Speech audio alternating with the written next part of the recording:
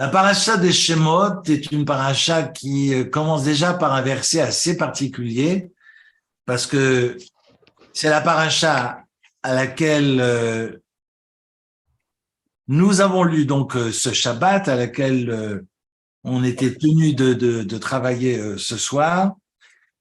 Et donc, il est marqué Ve'el et Shemot, d'abord ce Vav, le Ve'el de et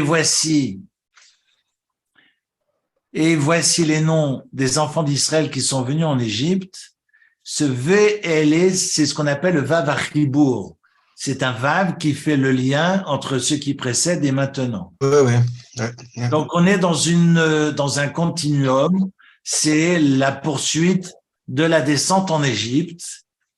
Et intéressant le fait qu'il est marqué Haba'im Mitzrayma. Voici ceux qui sont en train de venir en Égypte. Et le verset termine au passé. Ishuveto Baou. Il a lieu de venir en Égypte parce que c'est de l'ordre. J'allais dire, c'était l'alliance avec l'Éternel et donc cette alliance se réalise. Mais il est aussi question de ne pas rester en Égypte. Donc si on est à Baïm Mitzrayim, on vient vers l'Égypte, on descend vers l'Égypte, mais c'est pas pour y rester. Et curieusement, le verset termine au passé en disant ceux qui sont Habaïm vers Genève ou vers d'autres villes, mais juste pour passer Ishuveto Baou, finalement, ils y sont et ils y sont encore. Évidemment, ressemblance avec personne. Non, je ne fais aucune remontrance à nos chers fidèles dont je fais partie, je ne vois. Mais c'est intéressant parce que je vais jamais, au grand jamais, comparer l'Égypte à Genève. Mais c'est intéressant que ce Habaïm Mitzrayim, ceux qui sont en train de venir vers l'Égypte, on termine le verset en disant Ishuveto Baou, finalement, ils sont allés, sous-entendu, ils y sont encore. Et Mitzrayim, dans nos sages enseignent dans la Kabbale que Mitzrayim, c'est un mème, qui est la première lettre, qui est une lettre qui est ouverte, et puis on entre en Égypte. Ça permet effectivement, dans cette ouverture, d'accueillir ceux qui sont dans la démarche d'entrer en Égypte. Et le mot Mitzrayim termine avec le même sophite, qui est un mème fermé, totalement fermé, parce que si j'entre en Égypte, je ne peux plus en sortir. C'est pour ça que le verset commence en disant Habaïm Mitzrayma, parce que l'intention de Dieu, c'est de ne pas nous enfermer en Égypte, parce que le mot finit par le He, parce que si on se cantonné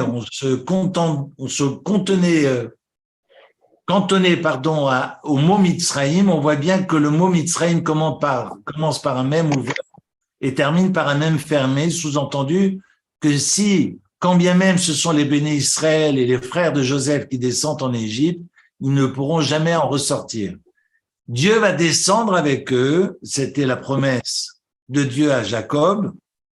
Dieu descendra donc avec les frères de Joseph et avec Jacob, qui nous enseignait le Talmud dans le traité de Psachim, que Jacob, vu que c'est la promesse Bebrit ben Aptarim que Dieu ait faite à Abraham, que la famille de Jacob descendrait Béchalchelet avec des chaînes, et parce que Jacob est Jacob, il ne descendra pas avec des chaînes, mais descendra j'allais dire, dans la douceur ou dans l'allégresse pour retrouver le pain dans cette période de famine.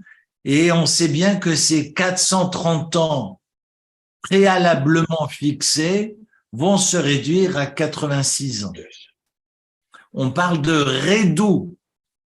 Il est marqué dans le verset, je ne vais pas revenir, mais on aura l'occasion d'évoquer ces timings, ces périodes qui ont amené les Béné Israël à être asservis en Égypte. Dieu avait promis 430 ans d'esclavage. Ensuite, Arba Meot Shana, 400 ans d'esclavage. Et au final, c'est marqué Redou, qui fait la valeur numérique, la valeur numérique, Grège, c'est 200, Dalet, c'est 4, et Vav, c'est 6. Et donc, ça fait 210 ans. 210 ans d'esclavage, mais sur les 210 ans d'esclavage, en fait, il n'y a pas eu 210 ans d'esclavage, parce que l'esclavage n'a pu commencer qu'à la fin de la vie de tous les frères de Jacob, et on sait que Lévi, et sauf erreur, le dernier qui est décédé. Alors, j'entends des sons. Veillez juste à couper les micros, parce que je me réentends, ça fait des larcènes, c'est assez curieux. Voilà, juste pour reprendre. Le dernier frère de Joseph, sauf erreur de ma part, était Lévi, et donc va rester plus ou moins 86 ans, parce que on fait aussi le comptage avec la vie de Myriam. Et donc, ces 86 ans, vous allez me dire, mais ce n'est pas 210 ans ou 430 ans. Je vais pas faire maintenant 1 heure de psychologie, mais simplement imaginez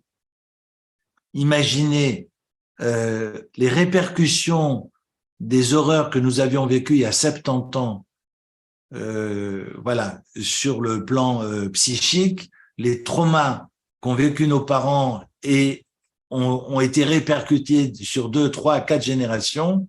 Alors imaginez ce que représente 86 ans. Je pense par exemple à une des filles, une femme qui était descendante de la tribu de Shimon, je crois, qui était fille de Methuselah, qui était enceinte et qui était partie aider son mari. Je vous donne juste un exemple que rapporte le Midrash. Ça dessine un peu l'horreur traumatisante de l'asservissement de l'esclavage en Égypte. Vous savez qu'après l'intervention de Moshe Rabbeinu, après l'intervention de Moïse, vous m'excusez si mes mots sont plus lourds ce soir parce que je sors de l'avion et il faut juste que je remette mes idées en place. Mais sachez que Moïse, après que Dieu lui ait demandé d'intervenir, le Pharaon va endurcir l'esclavage et va empêcher finalement les Égyptiens de fournir la matière première et obligera les Hébreux d'aller chercher cette matière première.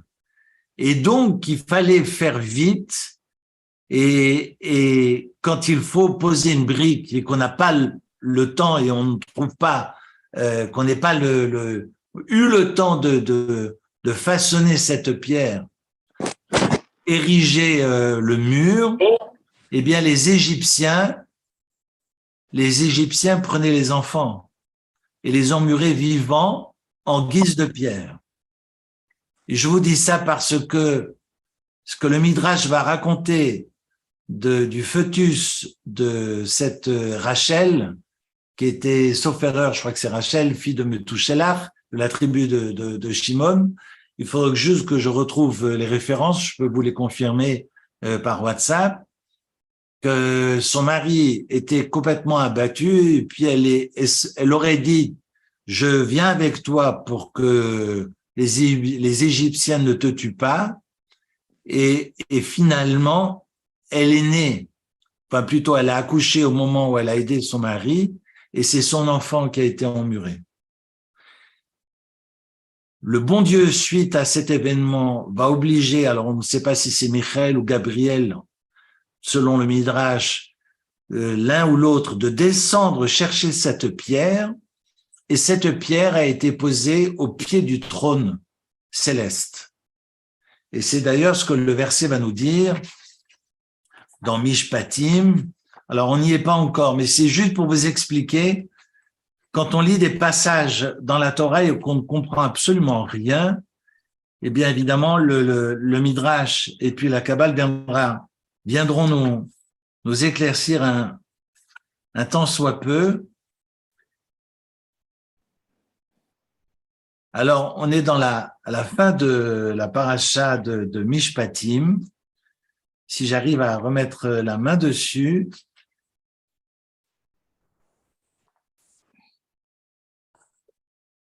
Et le bon Dieu demande, est-ce que cette pierre, j'aimerais juste vous donner les mots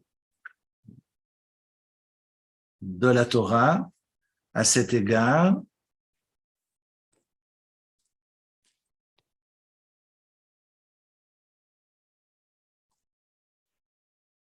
Shalarti tatsira lefanecha. Non, ça c'est le frelon qui part chasser. Alors c'est sans doute dans la 4e montée.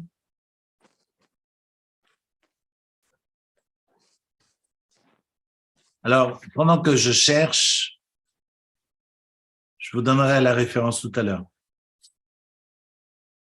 Parce que la 6e montée, c'est la lecture des fêtes. Je ne vais pas vous faire attendre davantage.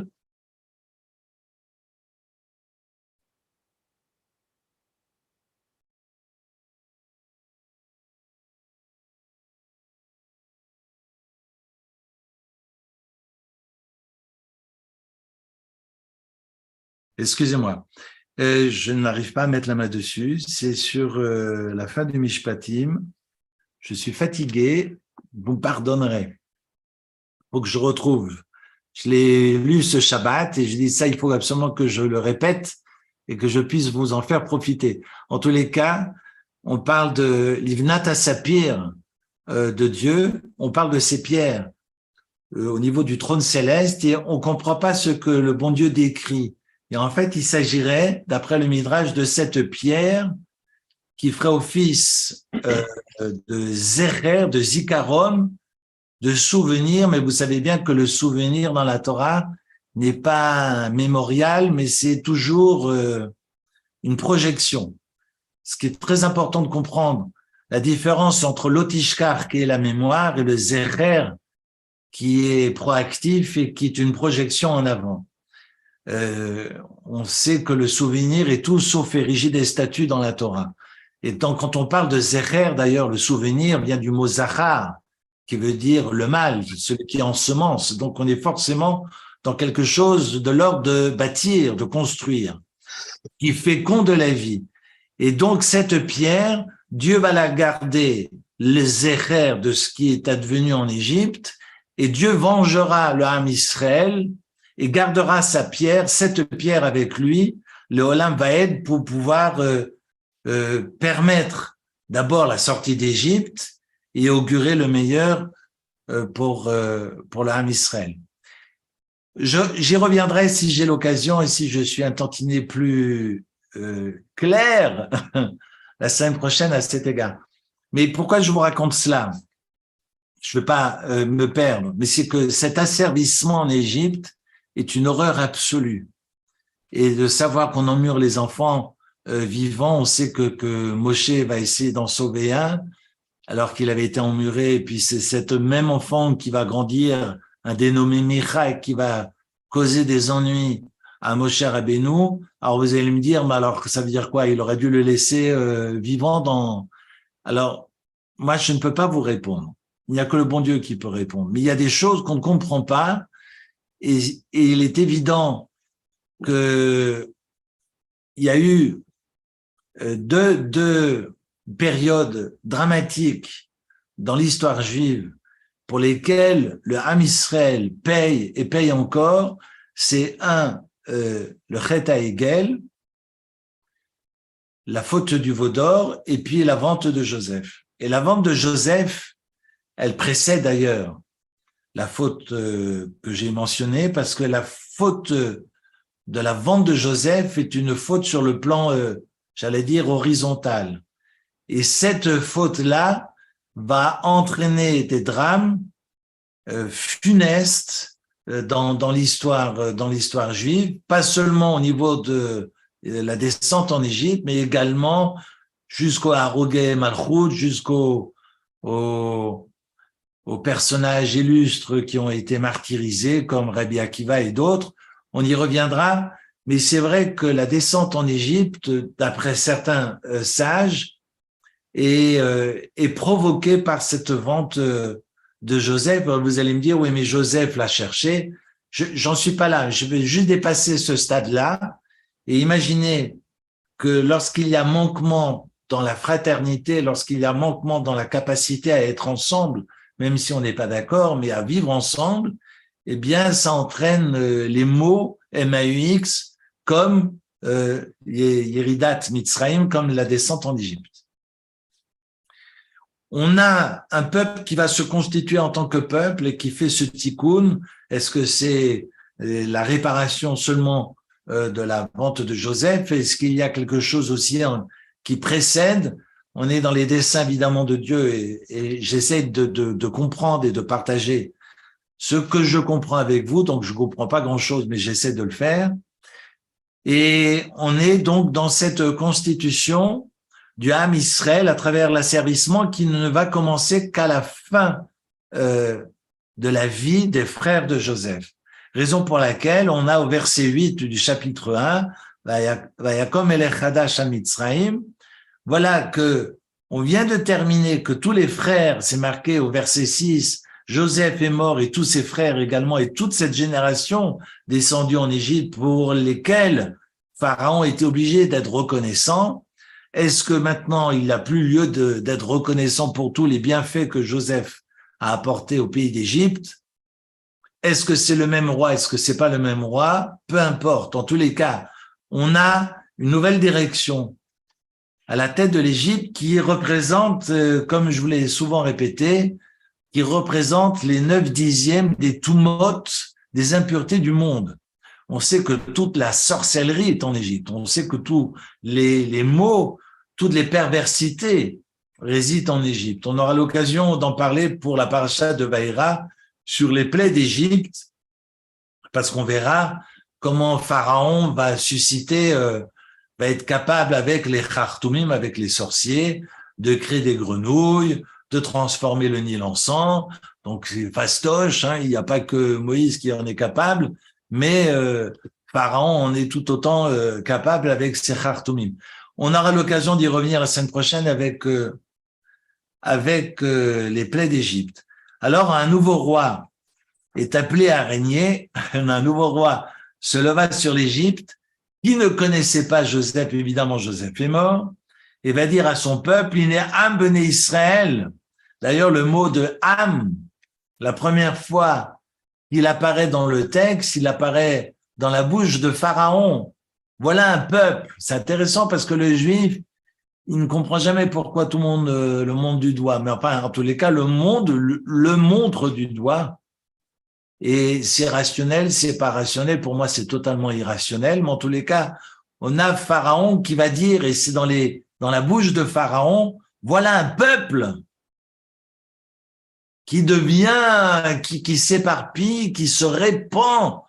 C'est curieux d'ailleurs comme, Timale à Haaretz, le pays est rempli d'eux. Et donc, qui devient Atsum, Rav Atsum Emenu, il devient encore plus nombreux et plus puissant que nous. Alors, là commence l'esclavage, je saute, et il va demander, c'est intéressant d'ailleurs, une remarque sur ce que nous traversons dans la vie, parce que très souvent on se dit, mince, si j'avais su, j'aurais fait les choses autrement. Mais en fait, les regrets n'ont pas leur place dans la Torah. C'est intéressant comme remarque. Et les regrets n'ont pas leur place dans la Torah. Parce que il va décider, après avoir consulté ses sorciers, les sorciers et ses conseillers vont lui dire, il y a un homme qui va naître dans ce peuple-là et qui va te retourner. Et donc, s'il est né, alors, on va décider de jeter tous les mâles dans le Nil. C'est intéressant qu'à ce moment-là, évidemment, Yochevet, qui n'est pas mentionné dans le texte d'ailleurs, on ne connaît ni son père, ni sa mère, ni même le nom de Moshe, on ne connaît pas, on parle de sa sœur, mais on ne connaît pas son nom. En fait, tous les noms et les prénoms de la famille de Moshe et Moshe lui-même ne sont mentionnés que dans la paracha de Vaïra. Il y a des passages qui sont incompréhensibles. Voilà qu'un monsieur va rencontrer une madame de cette tribu où naît un enfant. Enfin bref, je reviens juste sur le fait que les regrets n'ont pas leur place dans la Torah. Parce que Yocheved mettra au monde Moshe Rabbeinu 3 mois avant le terme, va cacher cet enfant durant ces mois, et puis va lui confectionner, pour obéir aux ordres, va lui confectionner ce berceau avec du bitume tout autour pour le rendre imperméable et lui permettre d'être sur le Nil, à l'abri, évidemment, à l'intérieur de ce berceau. Au moment où Yocheved met Moshe sur le Nil, les Khartoumim, les sorciers, viennent dire à Pharaon, ça y est, il a été jeté dans le Nil. C'est fort quand même. Le Midrash nous dit, les sorciers sont venus chez Pharaon, ça y est, cet homme qui était censé te mettre par terre, eh bien, finalement a été jeté dans le Nil. Ce qu'il ne savait pas, c'est qu'il est dans le Nil, mais qu'il est protégé sur le Nil. Et à ce moment-là, la dépêche, eh ben, le tweet traverse toute l'Égypte et on annonce qu'on ne jette plus les mâles dans l'eau, qu'on ne jettera plus les mâles hébreux dans le Nil. Et Yocheved se dit, mais si j'avais su, c'était -1, j'aurais attendu encore un peu. Eh bien, cet enfant, j'aurais pas eu besoin de le mettre dans ce berceau, je l'aurais gardé avec moi. Vous me suivez? Eh bien non, parce que forcément l'histoire se serait déroulée autrement. Parce que évidemment, on est les instruments du ciel. Le bon Dieu a décidé qu'on jetterait les mâles dans le Nil, que ce mâle-là en question, le sauveur d'Israël, est maintenant présent sur le Nil, et maintenant, la Shmoa, finalement, on vient dire à tout le monde, on ne jette plus les mâles parce que ce fameux sauveur, entre guillemets, a été jeté dans le Nil, l'affaire est réglée. Donc Yocheved ne peut pas dire, ah, mais si j'avais su, c'était -1, j'aurais attendu encore 5 minutes, et puis je sauvais mon gamin. Vous me suivez? Ça sert à quoi les regrets? Parce que ce qui est arrivé devait arriver. Ce qui m'est arrivé devait arriver comme ça m'est arrivé. Et si je n'apprends rien de ce qui m'est arrivé, alors ça va se répéter. Et c'est valable pour tout. Et s'il est arrivé à Moshe, ce qui est arrivé, c'est que le bon Dieu l'a voulu. Et maintenant, il faut comprendre. Donc, quand je dis les regrets n'ont pas leur place, évidemment, ça n'a aucun sens. Je continue. Voilà que, et c'est intéressant ce chapitre, on va demander à ces 2 femmes, donc, de tuer les enfants, et puis au contraire, ce sont ces 2 femmes, Shifra et Poua, qui vont les sauver. Regardez, Shifra et Poua, évidemment, ce sont les noms de Yocheved et de Myriam. Regardez au verset 15, le roi d'Égypte dit aux sages-femmes, dont le nom de l'une était Shifra et le nom de l'autre était Poua. Shifra, Shefer, c'est embellir, c'est l'aspect extérieur. Et Poua veut dire parler, c'est celle qui fait parler. On est sur cette beauté intérieure. C'est intéressant que ces 2 accoucheuses,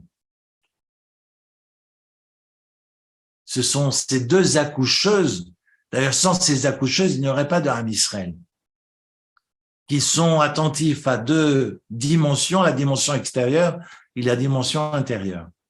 Celle qui fait parler, ça c'est un accouchement de faire parler.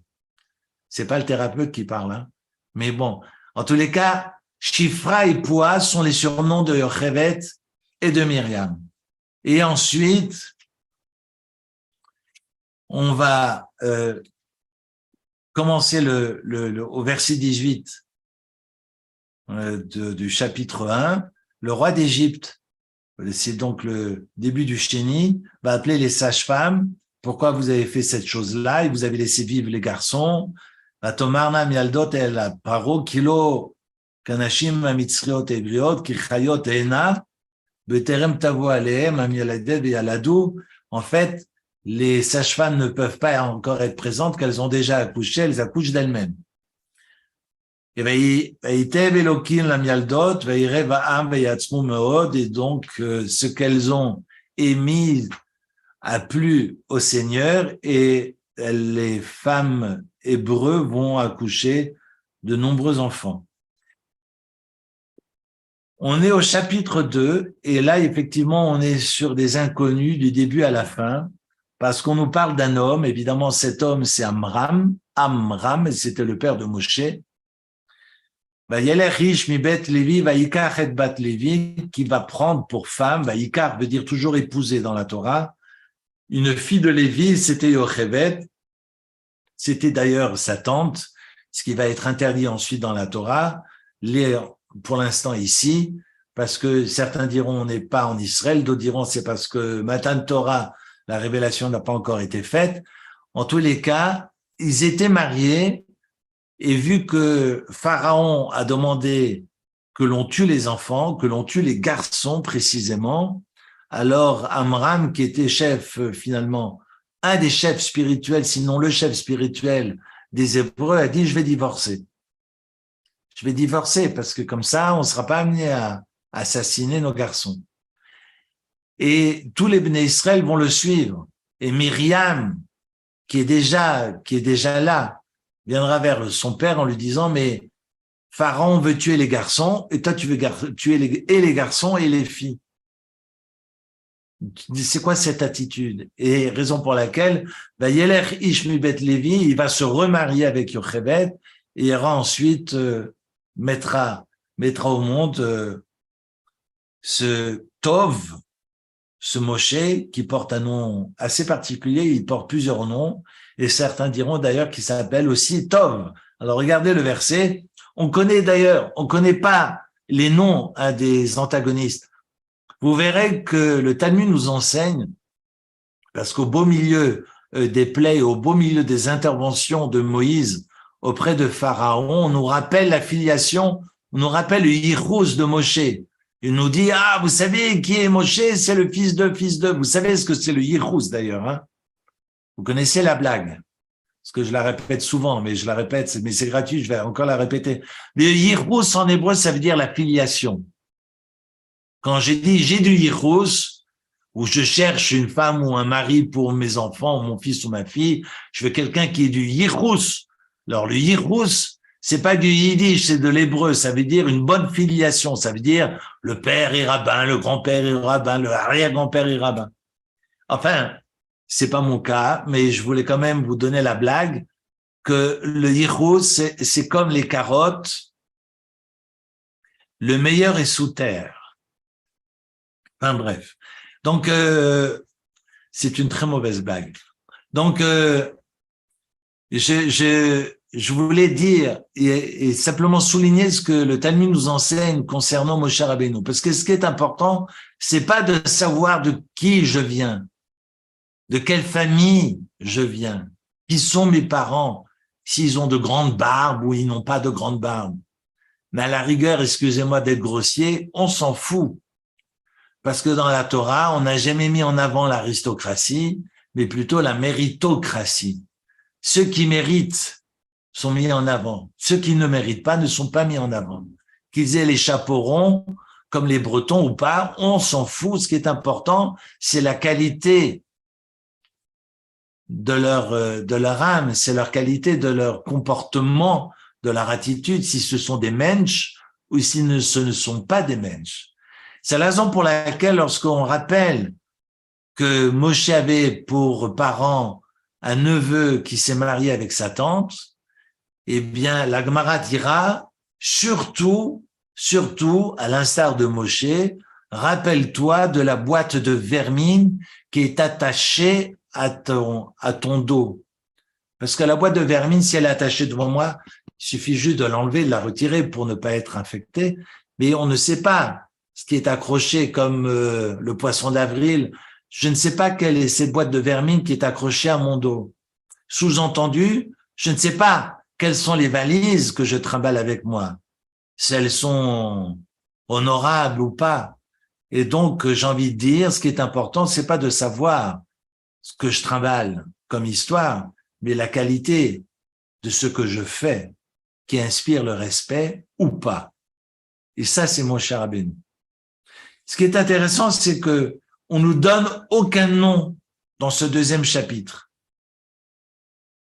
On nous dira au verset 2, Vatar Aisha va telet ben, et que cette femme a conçu et va donner naissance à un enfant, va terrer auto qui tov ou, et verra que cet enfant est tov. Et sur ce tov-là, nos sages ont longuement écrit, parce que un être humain n'est jamais tov de naissance. Un être humain n'est jamais tov. Qu'est-ce qui est tov? Qu'est-ce qui est tov? Alors, je ne sais pas si vous avez une Bible sous la main, mais je vous lis juste le texte de Bereshit. Quand Dieu va créer les animaux, c'est effectivement écrit que les animaux sont tov. Je vous lis.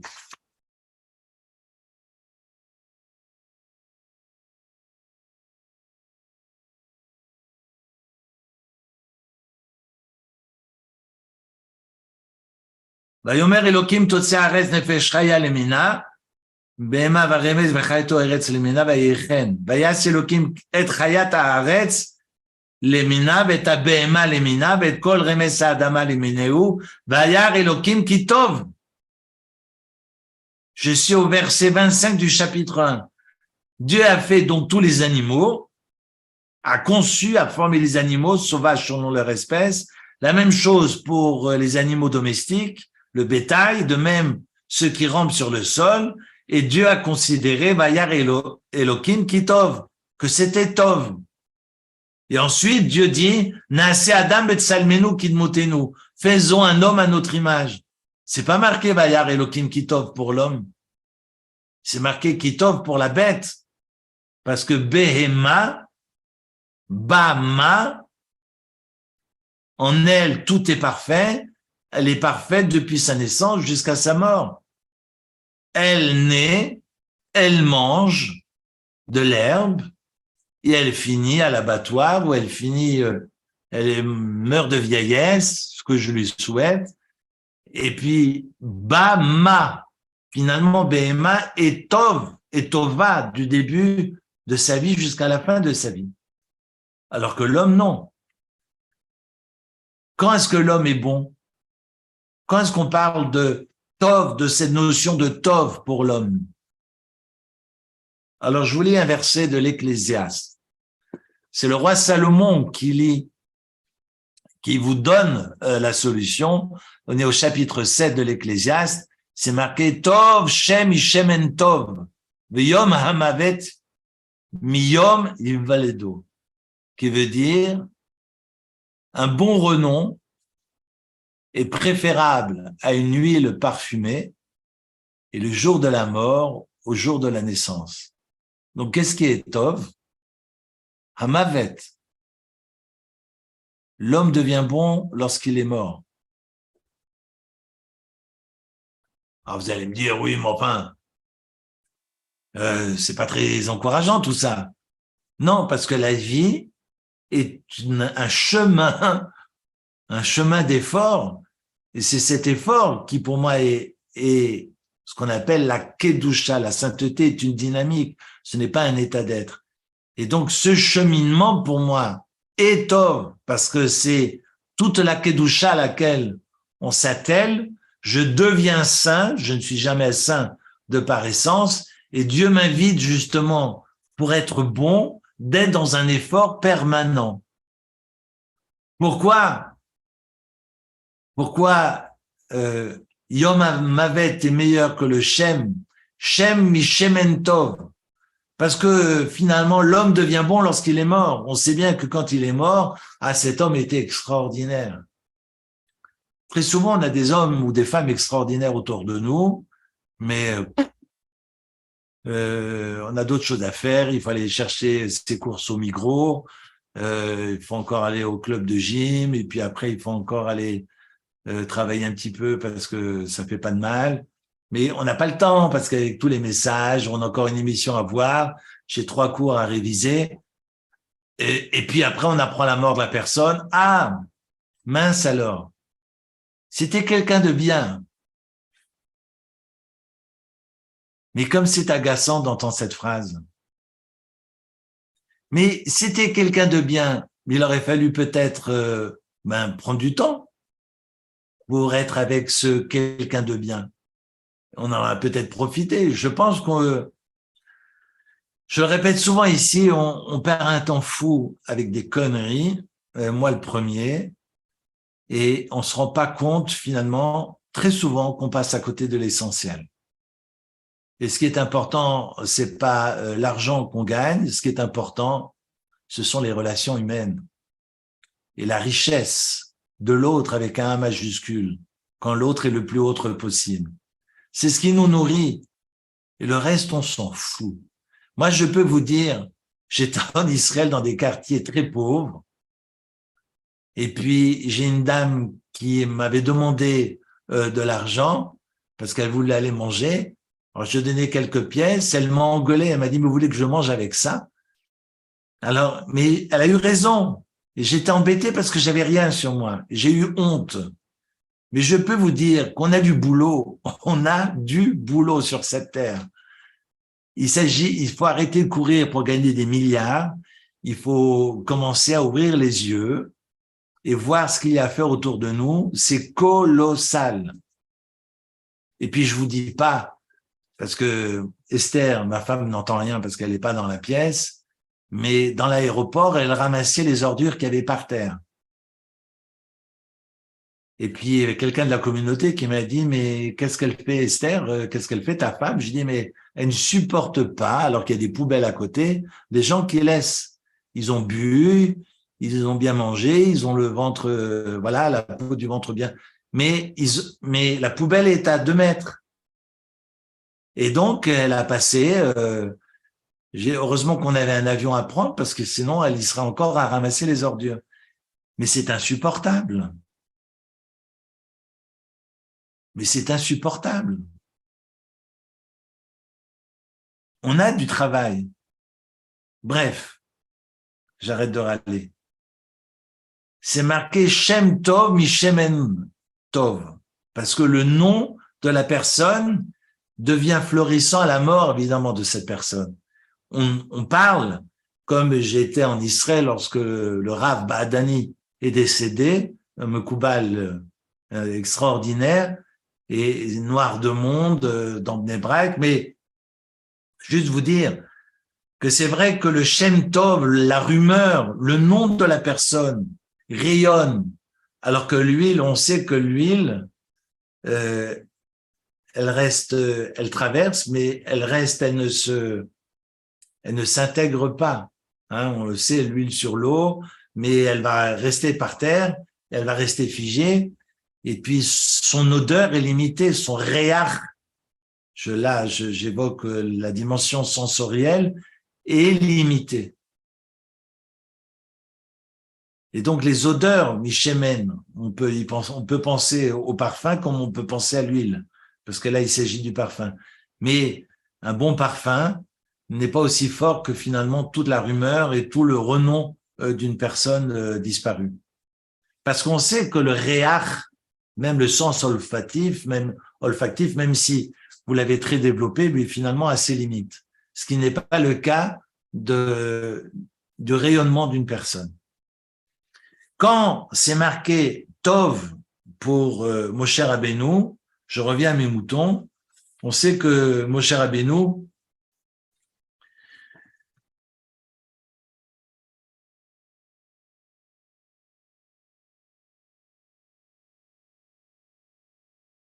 va être nourri par sa mère jusqu'à l'âge de ses 2 ans, parce que Bithia, qui vient à l'eau pour la première fois d'ailleurs de sa vie, mais elle avait de la lèpre, et au moment où elle va prendre le berceau, elle va prendre Moshe, qui va, elle d'ailleurs, elle va nommer ce garçon, Mishitiou, c'est marqué qu'elle nommera Moïse, Moshe Rabbeinu, et donc va essayer de l'élever, mais il ne pourra pas l'allaiter et sera obligé d'appeler une femme hébreu pour l'allaiter.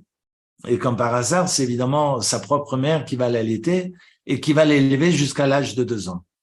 Après de savoir si Moshe Rabbeinu a grandi dans le palais Harmon, dans le palais de Pharaon jusqu'à l'âge de 18 ans, ou l'âge de 20 ans, ou l'âge de 40 ans, il y a des discussions entre les sages. Mais ce qui est sûr, et ce que le Ibn Ezra va souligner, c'est que Moshe Rabbeinu va apprendre finalement à être un roi. Il sera à bonne école, comme Yosef l'a été en son temps. Moshe Rabbeinu, qui va naître au moment où Yosef est mort.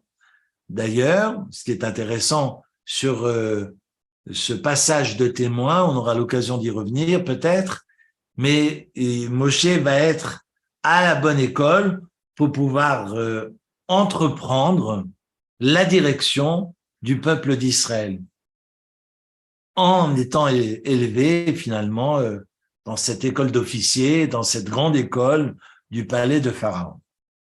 Est-ce qu'il va apprendre, est-ce qu'il va s'asseoir sur ses bancs jusqu'à l'âge de 18 ans, jusqu'à l'âge de 20 ans ou 40 ans? Ce sont des discussions. En tous les cas, il est lui-même le chef du palais et on nous parle au verset c'est le verset 11, donc à la troisième montée, à la montée du Shlishi au chapitre 2, Vaï bayamim hem vaïgdal Moshe. Je ne sais pas si on aura le temps de tout évoquer ce soir, parce que je ne fais que commencer. Ce n'est que l'intro. Mais enfin, pardonnez-moi. Vaï bayamim hem, en ces jours-là, vaïgdal Moshe, Moshe va grandir, et donc on passe rapidement sur 20 ou 40 années de sa vie, Vayetse El Echav, il sort vers ses frères. Sincèrement, si vous êtes dans une école d'officiers et qu'on vous dit le peuple va mal, alors vous allumez BFM pour voir ce qui se passe avec le peuple, ou bien, je sais pas, vous envoyez des WhatsApp, parce qu'à la communauté, il y a des groupes, on peut apprendre plein de choses sur ce qui va ou ce qui ne va pas dans la communauté. On n'est pas obligé d'aller sur le terrain. Mais vous voyez comme que Moshe Rabbeinu est le chef du palais de Pharaon. Il est Mémouné, on sait que Pharaon l'a nommé à ce titre-là. Et il sort pour voir de ses yeux vus ce qui se passe. Il veut pas seulement l'apprendre par la presse, il va être le témoin oculaire de ses frères, Vayetse El Echav, Vayar Besiblotam, et voir leur labeur. Et évidemment, le Midrash est magnifique parce que il va aider les Hébreux à mieux porter. Et puis il y a les chefs égyptiens qui vont lui dire, mais attends, toi qui es chef du palais de Pharaon, qu'est-ce que tu viens aider ces esclaves? Et à chaque fois, Moshe, dans son intelligence, dira, mais si vous l'aidez à mieux porter, il pourra davantage porter, et puis plus longtemps, et plus longuement, et puis il se fera moins mal, parce que vous savez que les caisses des assurances, les accidents de travail, ça y va, surtout à Genève, donc il vaut mieux éviter les burn-out, et il vaut mieux que tout le monde travaille bien. D'ailleurs, à propos, si vous voulez vraiment que les gens travaillent davantage, ce serait utile de leur donner un jour de congé. Avant Léon Blum, je parle. Donc, ce serait bien de leur octroyer un jour de congé pour qu'ils puissent souffler. Mais non, c'est dramatique. Comment oses-tu penser une chose pareille pour des esclaves?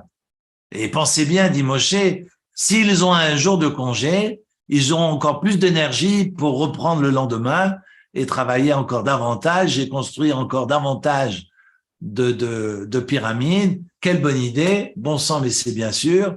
Et c'est comme ça que le Shabbat a été chômé par l'ensemble des Hébreux.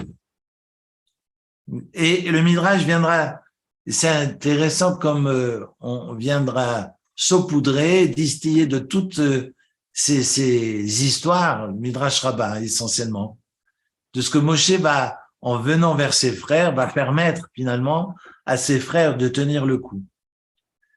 Et il vit, Vayar Ish Mitzri, Maké Ish Ivri. Pourquoi c'est pas marqué? C'est intéressant. Je n'ai pas encore de réponse. Il faudra attendre une semaine. Mais vous voyez, ce serait bien que vous preniez la semaine et que vous comptiez le nombre de fois où il est marqué Ish dans ces versets-là. Parce que c'est marqué Ish Mitzri, un homme égyptien qui frappe un homme hébreu. D'accord? Et là, on a un Ish qui frappe un autre Ish. Pourquoi il ne s'est pas marqué tout simplement? Il vit un Mitzri qui frappe un Ivri. Pourquoi c'est Ish? Quand il ressort le lendemain, il voit Bayar qui est un Ish, d'ailleurs, pour pouvoir l'enterrer. Et puis, la fois suivante, Vineshne Anashim, ce sont deux Ish qui se frappent entre eux. Vayomer la Racha, il dit au méchant, comment il sait que c'est le méchant d'ailleurs, pourquoi tu frappes ton prochain? Mi samcha les ish sarch veshofet alenu. Est-ce que tu es venu nous tuer? C'est toi qui viens nous faire la leçon. On sait que c'est Datan et Aviram, on a l'occasion d'y revenir.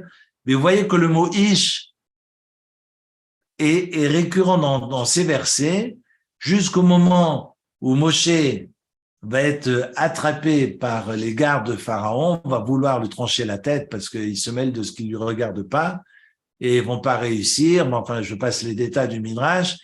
On a un Moshe qui va s'enfuir et quand il arrive en haut des collines, il voit ses filles, les filles de Yitro, qui sont au nombre de 7, qui sont dérangées par les bergers.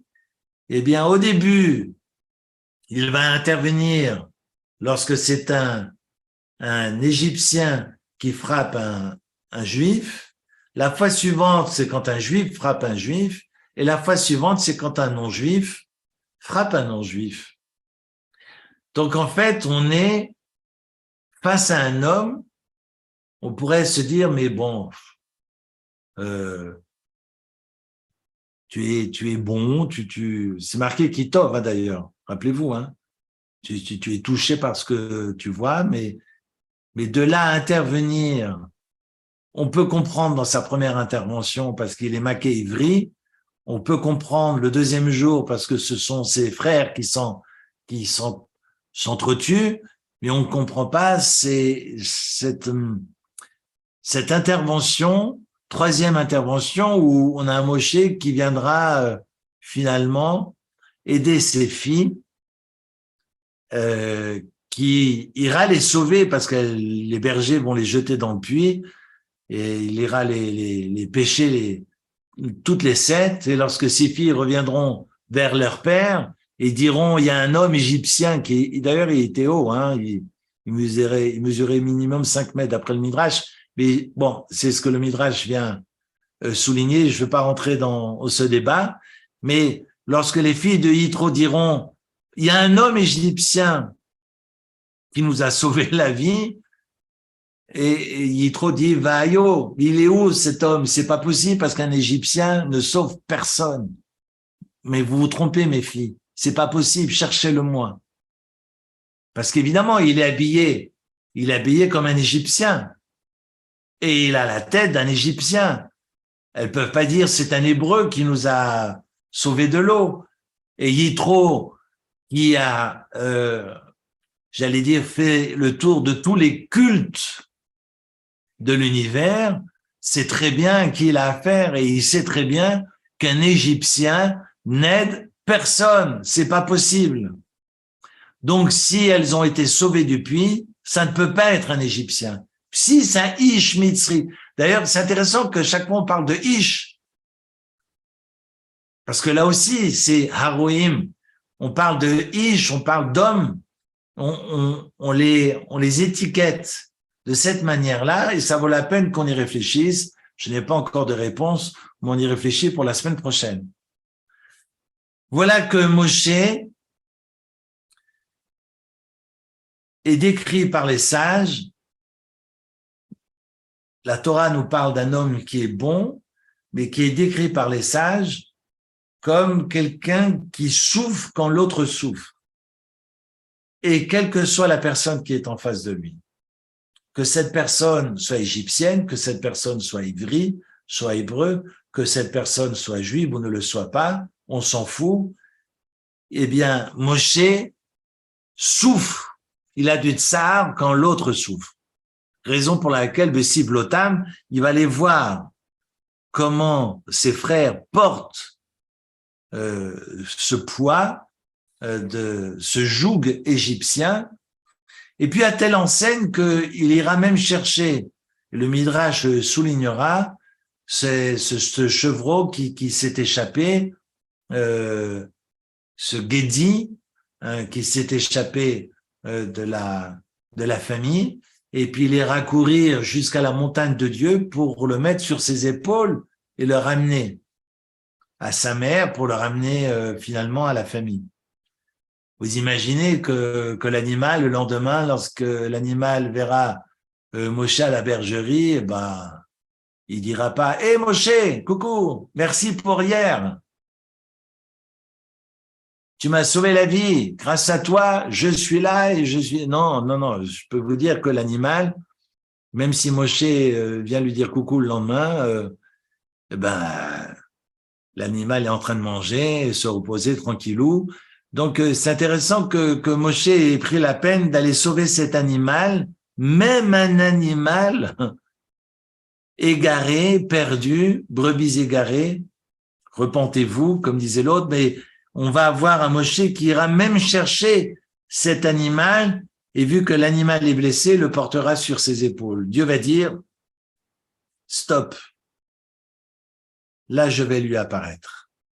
Parce que s'il est capable d'être soucieux de tout un chacun, quelle que soit sa croyance, quelle que soit son origine, de toutes les créatures, qu'elles soient humaines ou qu'elles soient animales, alors c'est mon homme. Excusez-moi d'interrompre ici. C'est juste que c'est intéressant que vous ayez dit qu'il a sauvé les filles de l'eau. C'est drôle pour quelqu'un qui lui-même est sauvé des eaux. Et aussi qu'il a de l'empathie pour l'animal, étant donné qu'ils sont tous les deux Tov. Alors, on revient aux animaux qui sont Tov. J'ai pas pensé à BMA, à Yar Elohim qui Tov. Parce que c'est vrai que l'animal est Tov de par essence. Mais je pense pas qu'il est fait. L'idée est bonne, mais je pense pas qu'il est fait pour cela. Je pense qu'il est fait parce que c'est sa nature. C'est sa nature. On parle de la nature de l'animal. On parle bien de la nature. Et la nature de Moshe, Essentielle de quand il sort. Il sort Tov. Exactement. Qui est Tov de par essence. Alors, je vais m'arrêter là parce que faut que j'ouvre ma valise. On a tous des valises à ouvrir hein, de temps en temps et à revisiter. Non, non, je suis bête. Faut que j'arrête de faire de la psychologie à 3 sous. Mais la vie de Moshe Rabbeinu,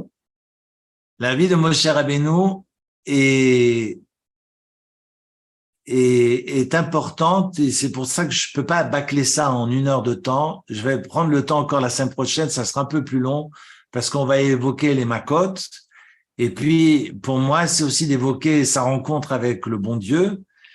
Un bon Dieu qui se fâche parce qu'il a face à lui un homme qui n'ose pas, qui est intimidé. Et puis, est-ce qu'il a réellement intimidé? Mais qui dit, mais moi je bégaye, et comment je vais pouvoir m'exprimer devant l'âme Israël?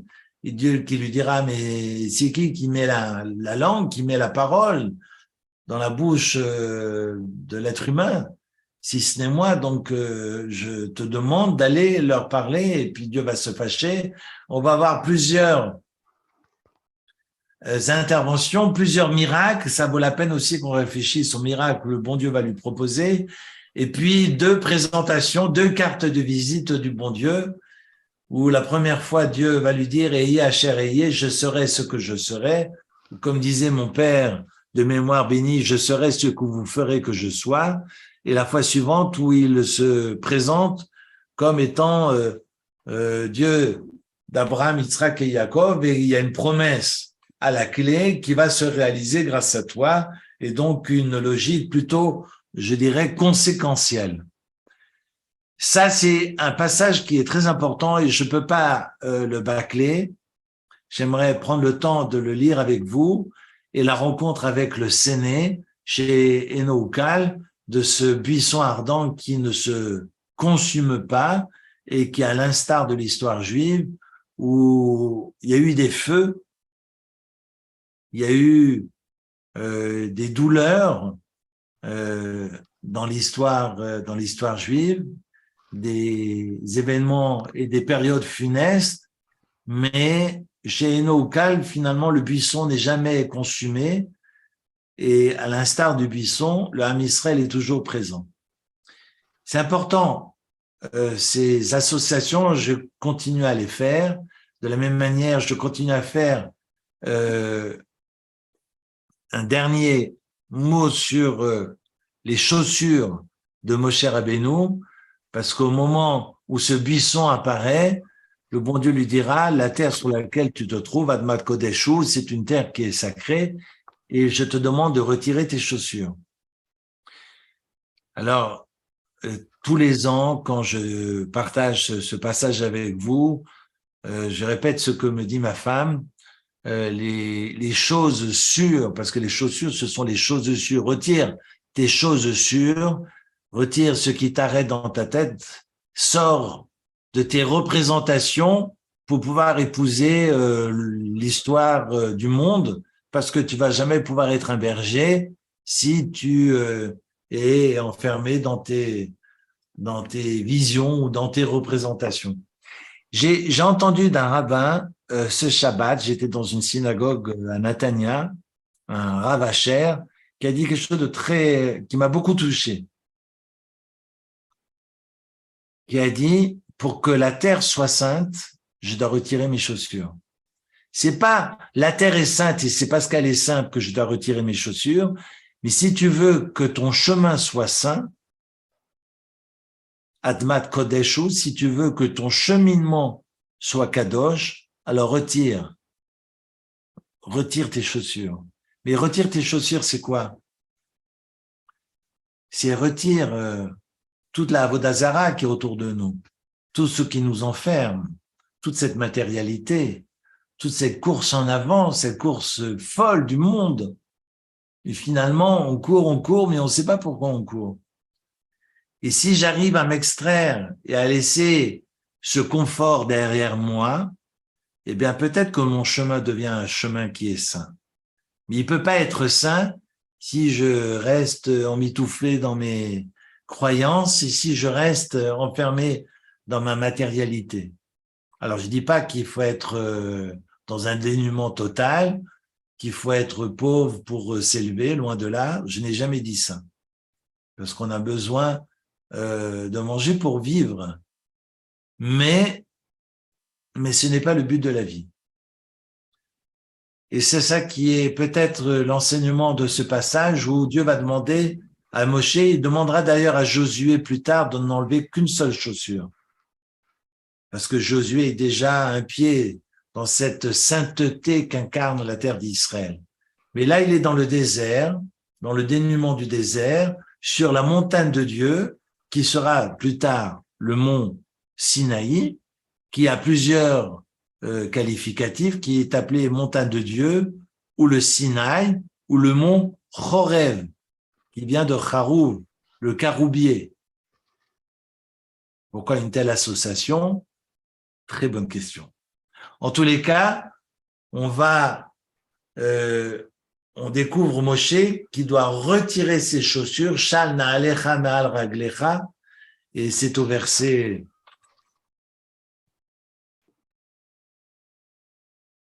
au verset 5 du chapitre 3, ne t'approche pas d'ici, retire tes chaussures de tes pieds, car le lieu sur lequel tu te tiens est un sol saint. Et le Rav Asher, ce Shabbat, à Nathania disait, finalement, c'est peut-être dans l'autre sens aussi qu'il faut le lire. Si je suis capable de retirer mes choses sûres, alors mon chemin devient peut-être un chemin qui est saint. Sur ce, je vous souhaite une très bonne soirée, Shavua Tov, et que nos Shavua chemins Tov. Merci beaucoup. soient des chemins de sainteté. Merci. Merci Eric. Shavua Tov. Merci. Bonne soirée, au revoir. Bonne soirée, bonne Toda rabba. semaine. Bye. Shavua Tov. Shavua Tov à tous. Merci. Bye Merci bye. beaucoup. Shavua Bye. Tov. Bonne semaine, Shavua Tov. Erev Tov, les Koulam, et à la semaine prochaine. Semaine prochaine. Shavua Tov. Shavua Tov, merci beaucoup.